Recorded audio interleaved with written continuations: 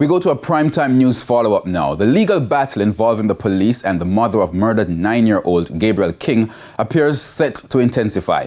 Lawyers representing Amoy Leon Issa say they will continue to fight the request of the police investigators and a judge for her to hand over the password or key to her cell phone as part of the investigations into the 2022 killing of her child.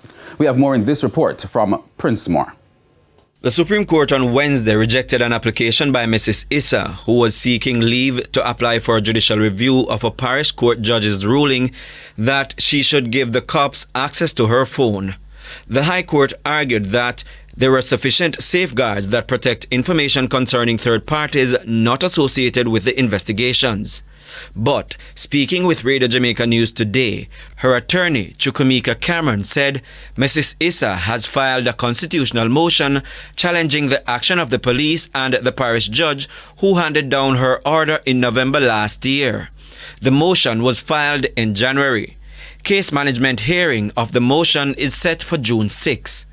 In the constitutional motion, Mrs. Issa is contending that the police and the judge have infringed on her right to privacy. She further argues that their action is unconstitutional. Mrs. Issa's 9-year-old autistic son, Gabriel King, was murdered in St. James last year.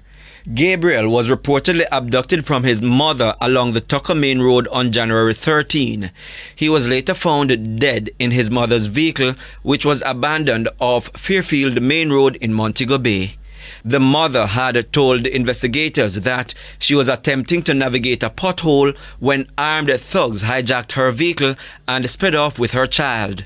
Investigators have accused Mrs. Issa of refusing to cooperate with them in the investigations.